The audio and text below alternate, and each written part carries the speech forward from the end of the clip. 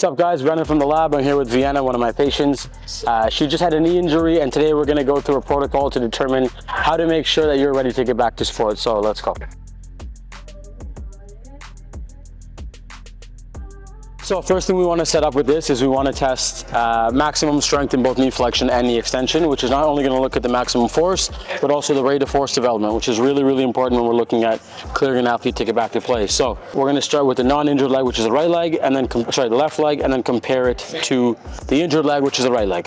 From here, you're going to ramp it up. So go into tension. So walk it out slowly, and then you're going to kick as hard as you can. Now push. 3, 2, 1, and relax.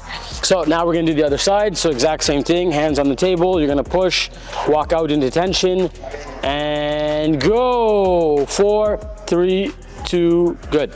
All right, so here's the result. So what you can see was actually she was stronger on the injured leg, which means that the rehab has been great. And even the time to produce force was actually faster on the injured leg versus the non-injured leg, which could be because of all the work that we've been doing on that. So this basically tells us as a therapist that we're given the green light to start doing some jumping and running. So now that we know that her strength is adequate, what we're gonna look at in the first stage of a return to sport is decel, or her ability to absorb force. And to do that, we're gonna use the force specs over here to make sure that she's landing equally and efficiently on both legs. So first test, land and hold. You're going to jump off, stay in your landing position, hold for 3 to 5 seconds, and we'll do 3 of them so we know that they are consistent. Okay, let's go. One thing that's very nice about this is there's very low peak landing force right here.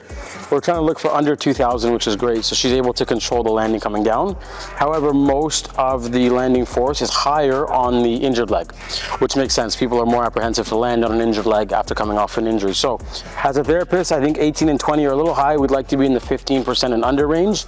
So that's something that we can throw into a rehab to make sure that she's able to land and absorb effectively. Counter movement jump is basically the gold standard when it comes to the force plates because it gives you data on both how well you absorb and how well you produce force. What you're going to do here is you're going to have your hands on your hips. You're going to drop down into almost a squat. You're going to drop down, decelerate, and then try and put your head through the roof. So the cue is get down and up as fast as you can and as powerful as you can, okay? It's a measure of power.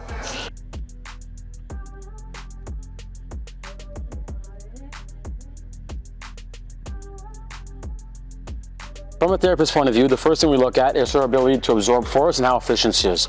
And so you can see here on the eccentric braking RFD, it's basically a measure of how efficiently and how fast she can absorb force. She's 27% better on the left side, which is the non-injured side, which makes sense, okay? Ideally, again, we'd like to see that number get lower, but we do these tests periodically to make sure that we are progressing and we are preparing the athlete to get back to play. The second metric here that we're gonna look at is peak landing force again. So again, what we see is very nice low peak landing force, but again a little bit more of a landing on the right side, which is what we saw in the land and hold test. So that's the nice thing about this valve system is the test should make sense, and that's why we do 2 or 3 of them to make sure. Okay. From performance metric, the 2 things that we look at the most are number 1, peak power, which is how explosive an athlete is.